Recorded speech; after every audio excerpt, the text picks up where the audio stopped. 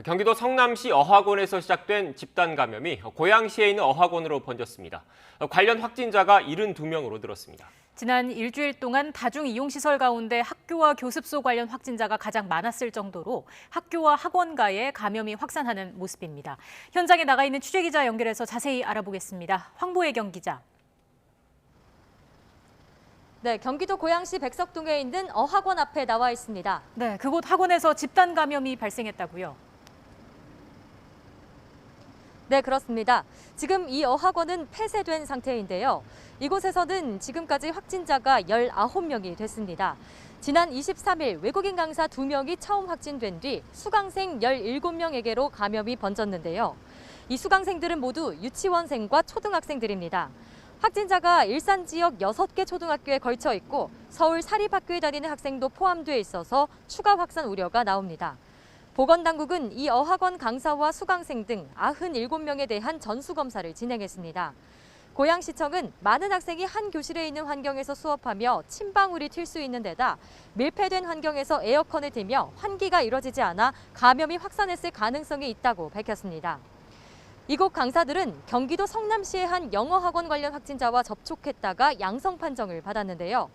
성남시 어학원에서는 지난 22일 학원 강사가 가장 먼저 확진된 뒤 어제 하루에만 25명이 추가되며 누적 53명이 됐습니다. 이 가운데 36명은 학원에 다니는 유치원생들입니다. 처음 확진된 외국인 강사는 지난 19일 서울 마포구에 있는 술집에 다녀온 뒤 증상이 나타났다고 밝혔는데요.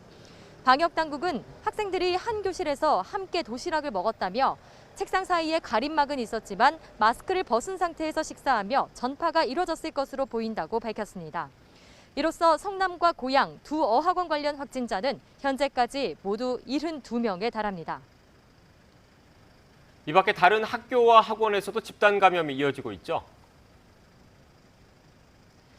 네, 그렇습니다. 우선 서울 광진구에 있는 고등학교에서 확진자가 나오면서 지금까지 관련된 확진자가 모두 19명이 됐습니다.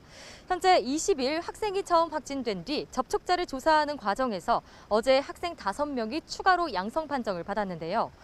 교육청은 확진자를 제외한 학생과 교직원 360여 명을 전수 검사했는데 모두 음성 판정을 받았다고 설명했습니다. 학교는 다음 달 6일까지 원격 수업에 들어갔습니다.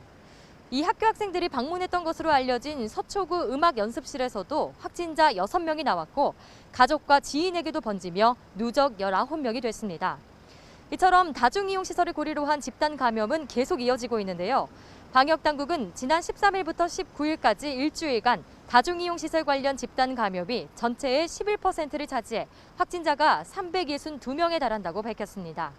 그중 가장 많은 129명이 학원과 교습소 관련 확진자입니다. 지금까지 경기도 고양시 백석동 어학원 앞에서 YTN 황보혜경입니다.